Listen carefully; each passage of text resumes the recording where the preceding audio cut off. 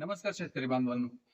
बऱ्याच शेतकऱ्यांचे प्रश्न येत होते की पीक विमा अनुदानाबद्दल, नमो शेतकरी किसान अनुदानाबद्दल हे सर्व अनुदान शेतकऱ्यांच्या खात्यावरती कधी जमा होईल.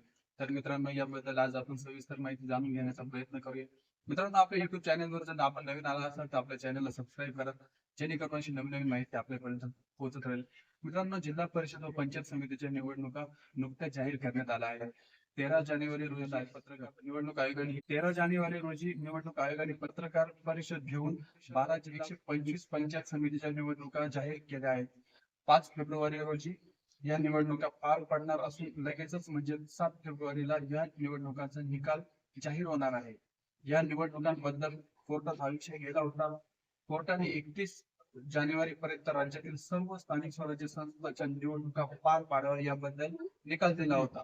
परंतु राज्यातील आरक्षणाचा घोळ, जागा वाटपांचा घोळ इत्यादी सर्व विचारात घेता ज्या याचिका कोर्टामध्ये दाखल केल्या होत्या, त्यामध्ये निवडणूक आयोगाने याचिका दाखल केली होती.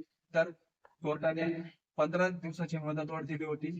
तर या 15 दिवसामध्ये सर्व स्थानिक स्वराज्य संस्थांच्या निवडणुका पार पाडाव्या अशी मागणी केली होती. तर याच पार्श्वभूमीवर 13 जानेवारीला एक निवडणूक आयोगाने पत्रकार परिषद घेतली.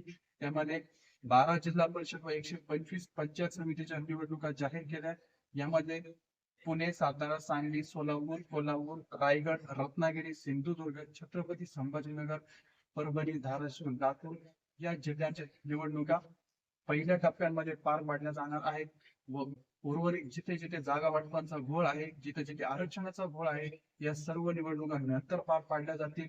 याच मुद्द्यांवर आता आचारसंहिता लागली आहे आणि जिथे जिथे आता आचारसंहिता लागली आहे तिथे तिथे नुकसानग्रस्तांचे जे अनुदान आहे, तसेच नमो शेतकरी किसान महासन्मान निधीचा जो 8वा हप्ता बाकी आहे, हा हप्ता व जे उपभोगाचे बी आहे त्याचे अनुदान व इतर सर्व राज्य सरकार व केंद्र सरकारच्या अत्याधुनिक जे अनुदान बाकी आहे, या सर्व अनुदानाबद्दल आता सरकार काय निर्णय घेईल, हे जशी जशी माहिती आम्हाला मिळेल ती माहिती आम्ही आपल्यापर्यंत पोहोचवण्याचा प्रयत्न करू.